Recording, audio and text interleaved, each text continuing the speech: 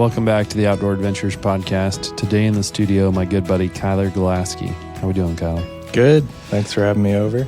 Yeah, we were hanging out here at the office, and we were like, what should we do today? Let's have a podcast. Yeah. We don't really have work to do. We have a little bit, but... you're busy. Yeah.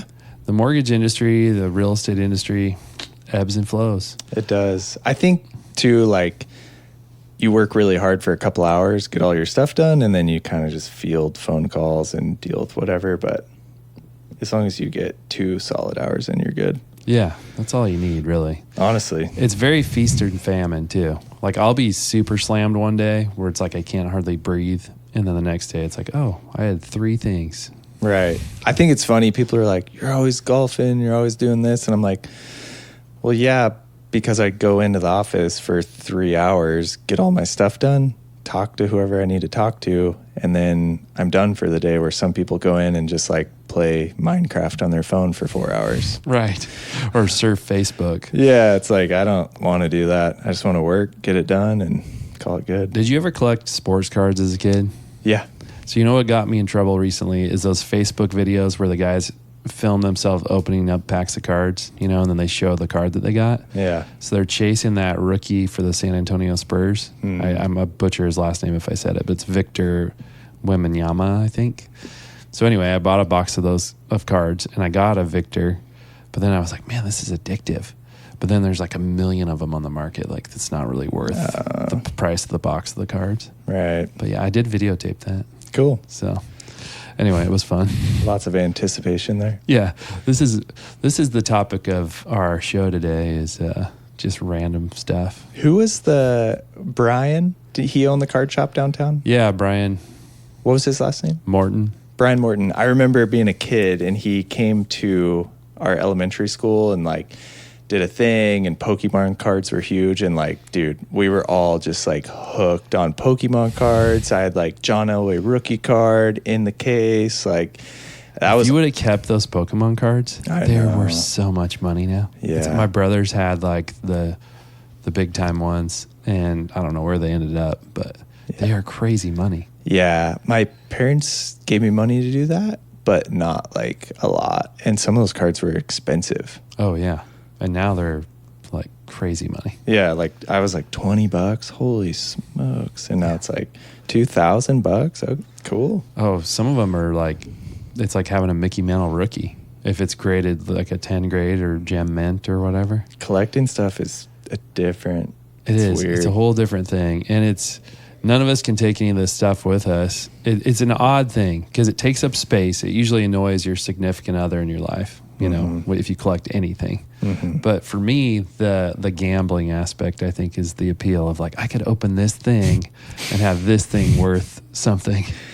We actually, I know. You start collecting again, and then 10 years later, you're in the casino. You're right. Where's Sam? You just have a gambling addiction, crippling debt. Yeah. It's not funny to joke about, but I'm not going to let it go that far. But okay.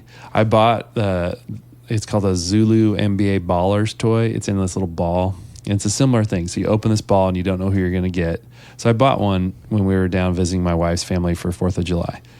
And I had my son open it up, and he got the ultra rare LeBron James. Mm-hmm. And so we go on eBay, and they're selling for $120, and it's this $5 little plastic figure. I'm we're selling that, So I sold mine for $70. So that was kind of cool. Yeah. But then Michael's we got to go buy more. Watch in a year, it's worth $400. Yeah, that's how it usually works out for me. Yeah. Yeah. It's real estate. Yeah. Or stocks. Should have kept that. Yeah. We don't want to talk about GameStop probably. No. Yeah. I was in on the GameStop before it was cool. Yeah. For 6 months. And then elk season started. This is a good transition, I guess. It is, actually. It's perfect. So, yeah, my dad and we're going out for elk season. And I'm GameStop, telling them all about it. I'm dude, I got in on this. And I had a lot of shares and a lot of option contracts. And I'm I just don't want to sit and watch it. I'm should I keep it or sell it? He's oh, just sell it. You won't have to worry about it. We got hunting. I made a good amount of money, sold it. That was the next day you sold it, because I went hunting with you the next day, and you sold it in the truck before we got in the woods. Right. Yeah, that's exactly what happened. Then the next week, it went from $30 a share to $400, I think, at the peak. And I calculated it out. I'm like, I would have had $1.3 million worth of GameStop stock. So close. Yep. But you did make money. And the adage you always tell me is pigs get fat, hogs get slaughtered. Pigs get fat, hogs get slaughtered. So get out with your gains and move on. And I could have been a hog there, though. Yeah. And then just torture yourself for the rest of your life. No, I'm sure that'll happen again. I started a new list on Robinhood that was stocks I should have held. And I just put them in there to just torture myself a little bit. On your bedroom mirror. Yeah. As you go to work. Yeah. You're it's a good motivator. If I would have kept this, that's equal to about 1,000 loans. But yeah. I'll just keep slinging loans because that's fun. It's easy right now. Yeah. But like Facebook's a good example. I bought on the IPO at like $40 a share and then it dropped to $8. So then when it got back up to 40 after 2 years, I'm like selling, breaking even, getting out of that baby. Now I think Meta is at like 550 or something. Yeah. So, sweet. But you live and learn. Yep. So. You live and just stay broke, kind of. Yeah. With bad emotional decisions. Yeah. So transitioning into elk hunting, we'll get away from those GameStop options, but that did happen on an elk hunting trip. So, elk season's just around the corner for archery season here in Oregon. And what are you doing right now to prepare for your hunting season?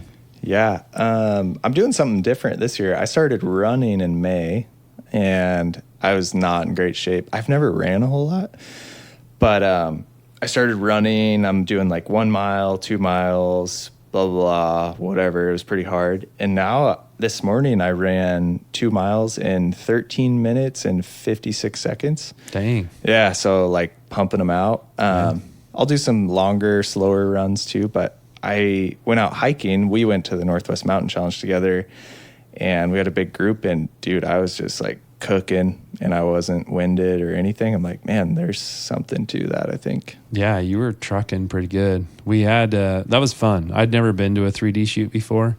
And, it's up at Hoodoo and, higher elevation. And in my mind, I thought we were going to be taking the lift a lot more frequently than we did, but we got some hiking in. Yeah. That's a long lift trip for not going very far. No, and I realized I really needed new boots. So I got a new pair of boots after that trip because mine tortured me. I think anytime you go hiking and it's elevation and you're climbing and descending, you really learn to appreciate your boots. Yes. You're like, oh, you put a nice pair of boots on, like I have Crispies, and you just got a pair. Yeah. And like you feel like you have a spring in your feet going uphill and it takes so much load off of your legs. It's crazy. Yeah. So I had a pair of Keen boots that I had bought at Coastal Farm on clearance. You say Keen or King? It's Keen. Keen. But they looked comfortable and they felt comfortable in the store. But that day on the mountain, miserable. I mean, miserable. Like rubbing my legs raw. Yeah. They were like 400 pounds compared. So then we get back and we're hanging out in the parking lot. And Josh, he lets me try on his Crispies. And I'm like, oh my gosh. Yeah. Because I was kind of debating Crispy or Kenetrek, and going back and forth. And they're both great boots. But once I tried his, I was like, I need a pair of these. And we happened to walk over to the booth and they had my size. And now I got a pair of Crispies. So yeah, I got mine and I'm like, I asked the guy, I don't know much about gear. Like that's one thing I lack in probably is research, but I put them on. I'm like, how long do these take to break in? He's like, you don't have to break boots in if they fit you right. And I'm like, huh. I'm like, I've broken all my boots so far, so clearly they didn't fit me right. But I put those on and like since I bought those, I'm like, dude, I will never not have a nice pair of boots. Yeah, to me that's probably the key element is having good boots, especially for up and down elevation and just you're 15 on your feet mile all days. The time. Yeah, it just doesn't make sense. We grew up always hunting in Danners, and they're a good boot. There's nothing wrong with them. They're comfortable. They hold up well. I mean, the Gore-Tex fades on every boot, I think. So, I mean, the pair I'd been hunting with had totally lost its waterproofing, and I've tried to bring it back many, many times. So it was time. I was just caulking it. Yeah, exactly. Yeah, you're dipping it and just paraffin wax dips. Yeah. But yeah, that was the next thing on my list was to talk about gear. So, but we didn't even really go into what you're doing to prepare for the season, did we? Other than running. Yeah, I've been running. Josh and I hung a trail camp, just one cam. We kind of know where the elk were at, but we found a really good trail where they're crossing this drainage, and it's like the only spot you can really cross. I think we had it up for 3 weeks maybe in June, and we had, I want to say, 6 different bulls. None of them huge, but like raghorns, and then there was a 5x6. We had like 8 or 9 bucks that went through there that were pretty good, and it was surprising because I've never really hung cams, and it was cool to see like, oh, like there's actually animals coming through here, even though it doesn't look like it. And you've got the new cell cams? No, I don't even know. I bought a bunch off Amazon. So you're having to hike in to go retrieve your card? Yeah. Okay. Yeah. So I just bought a new cell camera. I've got the old SD card ones, and they work great, but you got to go in and get your card, right? And these new cell cams, you have to pay a subscription service, which I understand is typically around $10 a month, and you can turn it on and off. Are they satellite? Like, or do you have to have service? It's got a huge antenna. So you don't have to have service? I don't think so, because you can put them remote, and then they will somehow send you the pictures that are happening on your camera. So I'm excited to try it. I bought it on Prime Day, a little bit ago. So Bezos. Yeah, hooking him up. He needs the shout out. But so prep for me, I guess. You're definitely, I've never really elk hunted much, but we have this Idaho hunt coming up in the fall, and in December, I was like, I got to do something to start getting ready. So you talked me into going to the gym, and I was kind of debating, should I do the CrossFit thing? Should I do the gym thing? What should I do? I just knew I needed to do something. Anyway, you got me into the gym, and I've been going 4 days a week, and I feel a whole lot better. Like, I felt like on that challenge, I was getting up and down, not as good as you guys, but I was hanging in there. I feel like you were fine. Yeah. Yeah. I think I'm stoked to see you going. And I think for anyone looking to get into any type of fitness regimen, I don't think it necessarily matters what it is, as long as you do it consistently. Yeah. And for me, when I'm on that Stairmaster and it's got the little, you're climbing a hill on it or whatever, I'm just telling myself, okay, that's one more ridge where that buck could be bedded, or that elk's going to be, or something. You know what I mean? I use that to motivate myself at the gym. Like, you can do it. One more ridge. Right.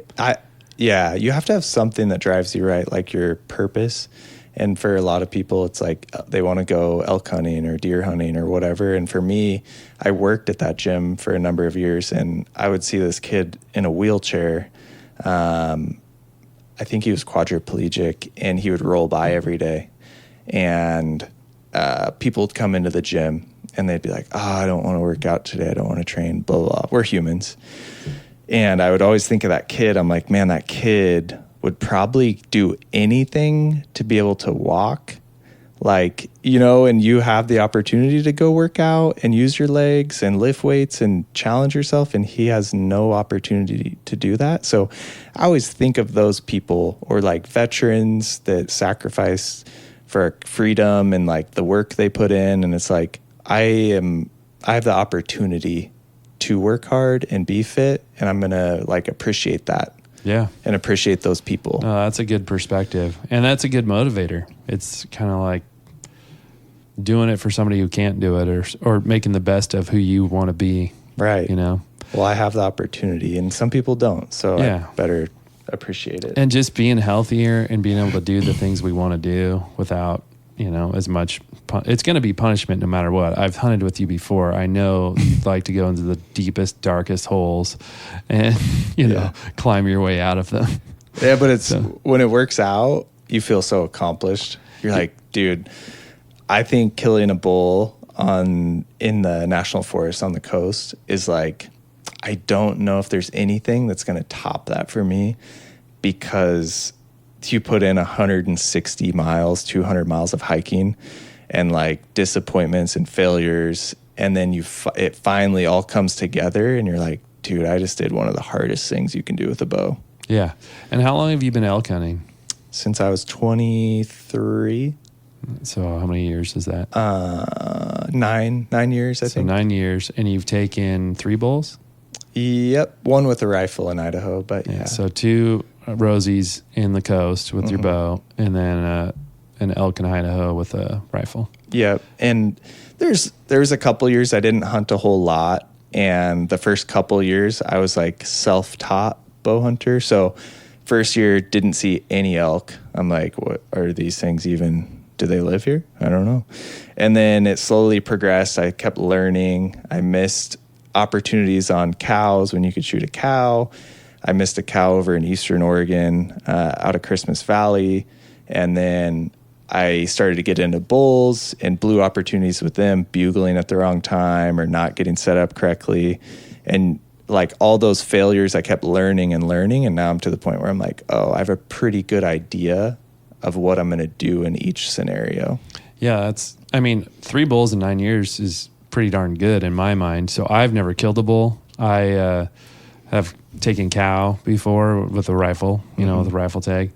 But the archery thing was totally new to me. I don't know when we met each other, but we were just talking about the story the other day. But we had just met each other. April 2nd, 2018. Yeah. I'm just kidding. That would be hilarious. I'd be like, I don't know. But anyway, I don't remember if I think you were in my office maybe, and I have my mule deer hanging on the wall or something. And you're like, oh, you hunt? Oh, you fish? Because some people don't do that around here, even though we have a lot of opportunity. You're like, I'm going to go scouting or archery hunting this weekend if you want to come. I'm like, well, I don't even have a bow, but I'll go for a hike with you. And so I go with you and your buddy Lyndon. And Lyndon is talk about being in good shape. These guys are like walking circles around me, and my face was all puffed up and I'm hot. And yeah, Lyndon could run me into the ground. Oh, he would literally run back from the top of a hill to check on me. Are you doing okay? Yeah. And then I'd look up and he'd be back on the top of the hill. He is one of the most fit people and determined. And But it was kind of the first time I'd ever kind of tried the archery thing. And then and next thing you know, I'm down at the bow rack buying a bow and getting fit for that. And I still use kind of the archery hunting as a backup plan to my rifle season when it comes to deer hunting. Mm-hmm. But as far as elk goes, I think I went with you 1 year, then maybe I took a year off. And then I went last year with my cousin over on the east side and just kind of checked out how he does it.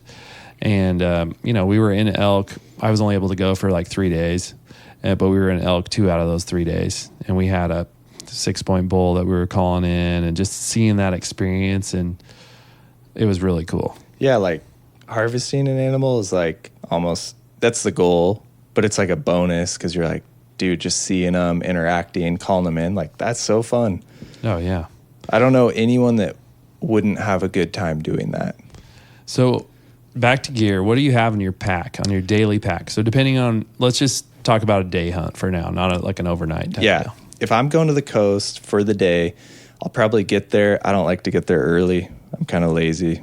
The elk are lazy. I try and match that energy. Yeah. No, we'll get there just a little bit before light. We'll have a plan together, but I'll have a water bladder I usually bring 3 liters of water, which might be overkill. I sweat a lot. A couple snacks.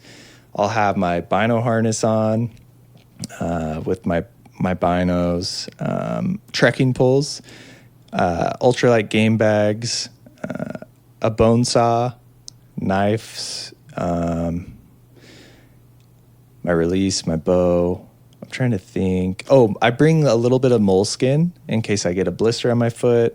I bring a little bit of duct tape. Trying to think. My calls for sure. Are you bringing rain gear? Because we're in Oregon. It's a little wet out there. Usually in September, it doesn't rain a lot. And if it does, it's not really cold. And we're hiking so much that I have merino wool on for a shirt, and it dries out so fast. So I don't typically, unless I know it's like torrential downpour.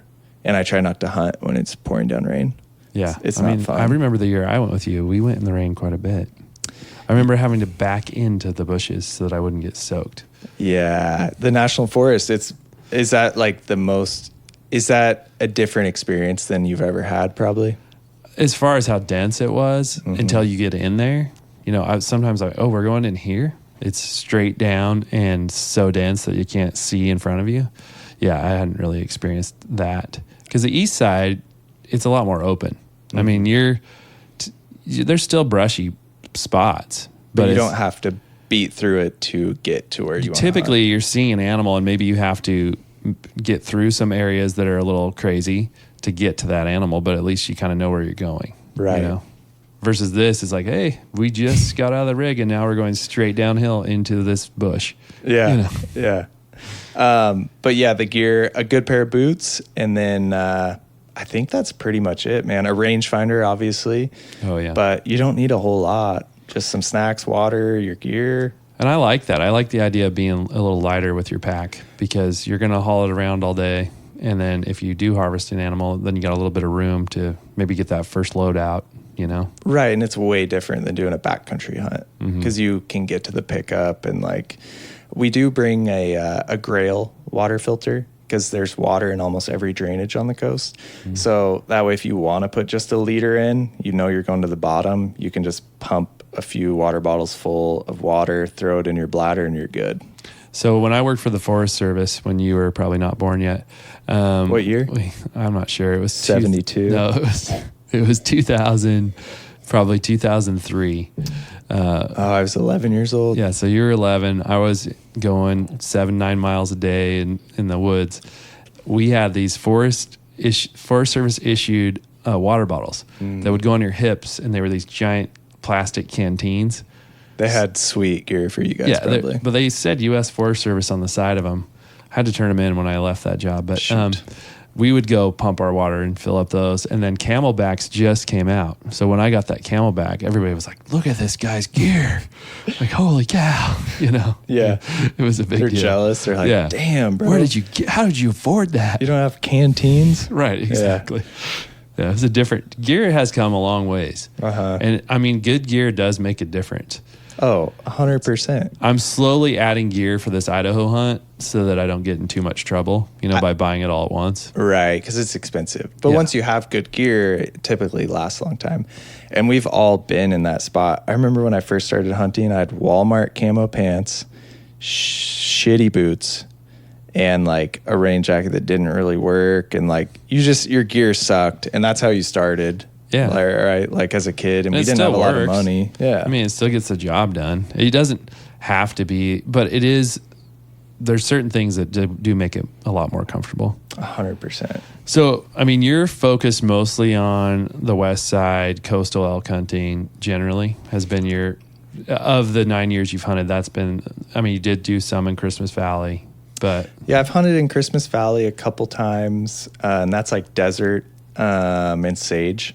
And there's some junipers that they go up into, like they travel pretty far over there where we hunt every day to and from the alfalfa fields. But yeah, the coast, I've hunted the Cascades a little bit, but not a ton. I mean, last year we hunted the Cascades out of Springfield, and we saw quite a few elk and had some pretty close calls, but never quite sealed the deal. But yeah, mostly the coast, I would say. Yeah, and for me, the elk hunting was like, I went maybe 3 times as a kid on that same cow hunt, and we were hunting the Ochicos, and there used to be a cow tag, but they privatized that now, so you can only hunt on private property with that tag. Like LOP damage tags or something? I mean, there's a tag you can put in for it, but they tell you right on it, like if you get this tag, you need to know someone with private property because it's only private land. Gotcha. So it used to be a public tag. So it is a damage tag, basically. Yeah. Okay. And so back when we were growing up, though, you would go find the herd, and with the cow tag, you just made sure you didn't shoot a bull. And it was a pretty fun hunt, and you were typically hunting in the snow in November, so you could get on tracks and follow those. So I actually only had the tag in my pocket twice, and the first time I went, I was pretty young, and I didn't really even hunt it. But then the second time, we were on elk every day when I got my cow, and but my uncles and cousins hunted it a few more times, and they've had some bull tags over there. But really, I didn't really hunt elk. I was just mostly a deer hunter, and then we would buy elk tags, but never really hunt them for rifle. But getting into it with a bow is just such a different experience, and the ability to call an animal and have it respond. I mean, the first time that actually works and you see it happen, and all of a sudden you have a bull at 150 yards, that's what happened for me last year for the first time, and I was just like, man, this is incredible. Yeah, it's so cool. And I think you could attest to this, but you have the whole month of September with an archery tag, and that's why I like it. I don't enjoy killing things with a rifle as much, I don't think, but that's besides the point. I like being out in the woods with my friends, with my family, hunting, and the rifle elk tags over here, the Cascade tag, I think it's 5 or 6 days maybe? Yeah. It's like maybe a week at tops. Yeah. And the coast has 2 seasons. It's a 4-day hunt, and then they have a 7 or 8 day hunt. Yeah, and I read a newspaper article years ago, so I don't know if this still holds, but they used to call the general season tags the 2%ers because the success rate was like 2% for harvest on those. And there's probably about 18,000 more people in the woods compared to archery. So many people. Yeah. And I mean, there's going to be people no matter what, generally, it seems like. I mean, maybe not as much on the coast, but... The coast is brutal, dude. I did it with my dad, that coast tag. And there's like a truck at every gate, where during archery, it's like you might see 3 other rigs for like 3 days. Yeah. That's a big crazy difference. That's huge. So do you have any tips for a beginning caller? So I'm trying to get into calling. My other cousin Dylan, who lives on the east side, he's a really good elk caller. And so I bought, the reed calls, and they're just weird. I try and I try. I mean, like we talked before we got on the air here, like, I'm probably trying once every couple months. I'm not trying for a long period of time. Yeah. So I think what was your question? Like tips for a beginning caller. Okay. I think that you could look at this a couple different ways. I think where we're hunting right now, the elk are pressured in the Cascades. And from what I experienced, they were not as vocal as the coast. And so we have a plan this year that's like, hey, we're going to sit in glass. We kind of know where the herds hang out.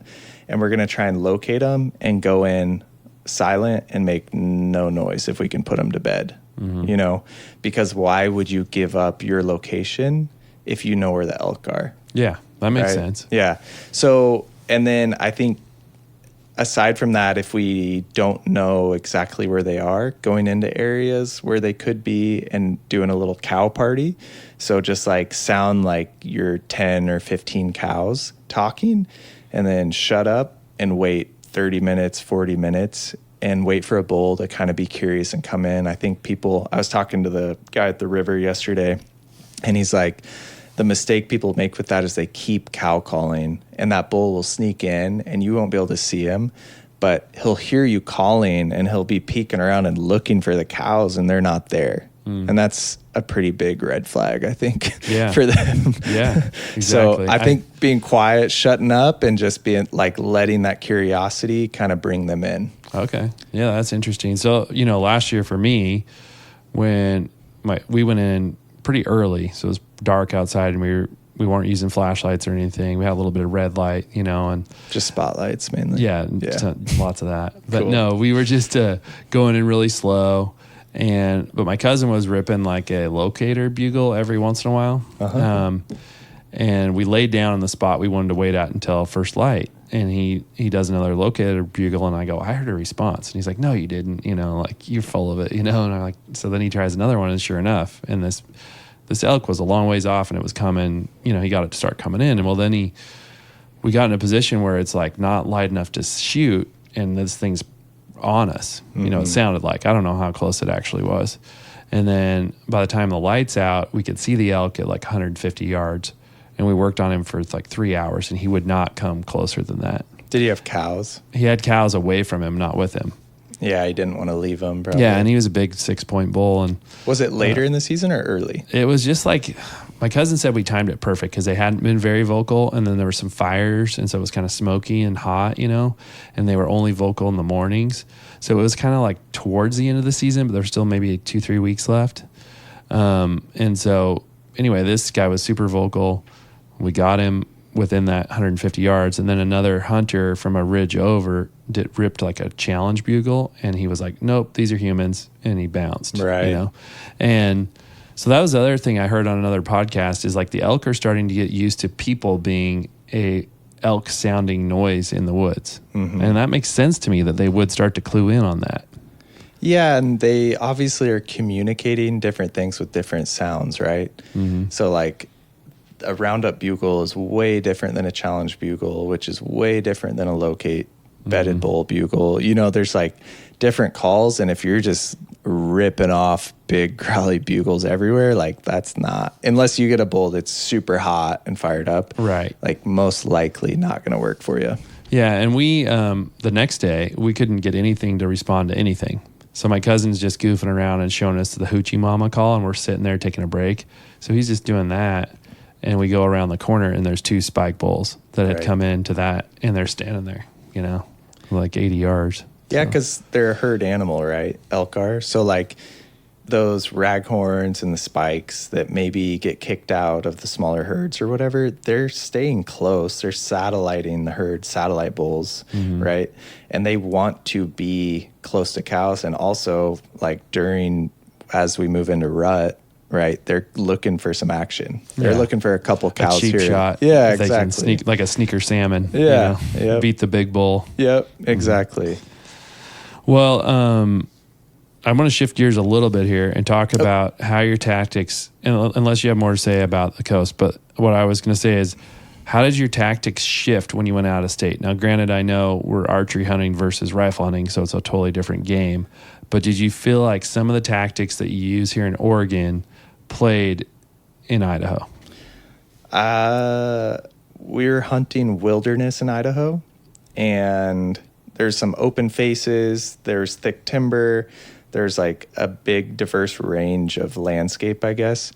And so really it was a lot of glassing and paying attention to like, there's more sun on the south slopes. They're probably going to come out and feed when it's warmer in the afternoons and evenings and go back into that timber. So you're like checking those areas, glassing, looking for that herd, spending a lot of time doing that. Whereas on the coast, I'm probably walking old cat roads and looking for sign, looking for rubs, and doing little locate bugles or cow calls every once in a while and waiting and then moving on. So it's quite a bit different, I think. So none of those tactics from here really played there. I mean, general hunting tactics, obviously, and animal behavior, but... I mean, yeah, other than knowing like, hey, they're feeding where there's feed and they're going to be out when it's warmer, because it was November when we went. Well, that's the thing I remember about hunting the coast with you. It's like, okay, the herd's going to be here or here, and we're going to go 15 miles to try to find them. But if they're not there, then they're going to be over here, which is another 15 miles away. Right. Yeah. The coast is challenging because they're going to be in a drainage, but you don't necessarily know what part of the drainage they're going to be in. So honestly, getting into a drainage, walking, like I would say halfway down the drainage and then side hilling and looking for sign, looking for trails. And you just keep going. And once you find fresh sign, they're probably close. And that's when you can slow down and try and get into their bubble.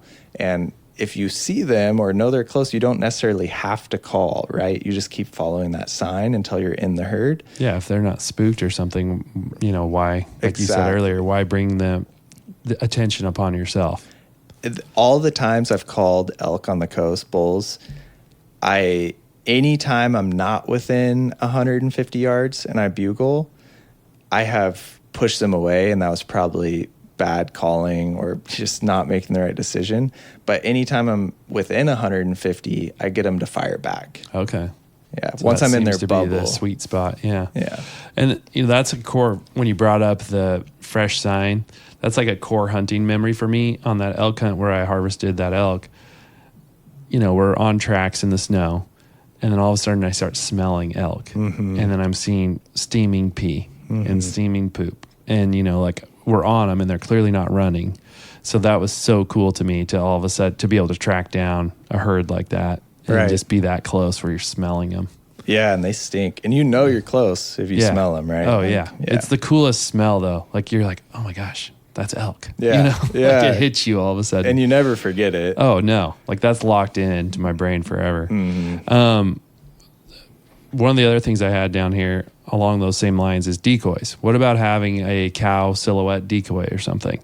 For in that example you brought up earlier, where that bull is hearing those cow calls, he comes in to look for the cow. Do you think a decoy, like one of those Montana decoys, would help?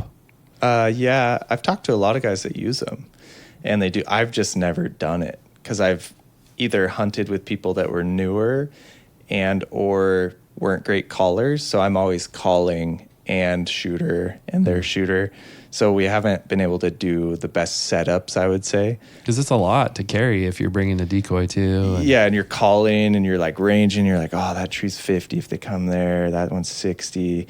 Like there's just so many things, and you add a decoy, and that's just another thing you have to worry about. But I do think it could be super helpful in those situations where you can throw up a little cow if maybe they see you or they're hung up. You can throw up the cow head and they see that. That might settle them down a little bit. Yeah, it seems like it would. Yeah. You know, and they probably will, it'll cause them to just, they probably will recognize that it's not what they thought it was, but it maybe gives you that little extra moment, you know? I don't know. Yeah. Last question was mistakes that you've learned from in your hunting past as far as elks, like elk hunting. So like what I guess major lesson do you feel like you've learned? Can I do more than one? Oh yeah, totally. So we were hunting down south with my cousin Kyle, and he's like, hey, there's bulls in here. We saw them first thing in the morning on the road going out, couldn't find them, blah, blah, blah.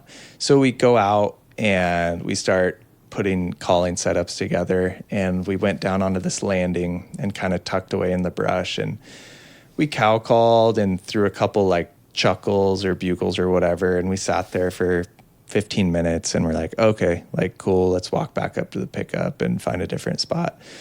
Walk up 15 minutes to the truck, start driving the ridge above where we were, and I look down and there's a 6x6 and 8 cows standing on the landing we were calling at. And I'm like, man, people always say be patient and wait at least 30 minutes, 40 minutes.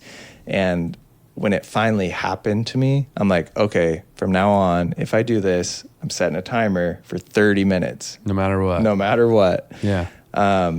Another experience, I walked into this meadow where I knew the elk kind of hung out, and I think they heard me coming in, and the cows busted and the bull was out in front. And I start calf calling behind them, and they're hanging up and calling back to me, hanging up, and I'm like gaining ground on them. And I was newer at this time, and my buddy Joe was with me, and I'm like, I'm gonna try and like bugle this bull.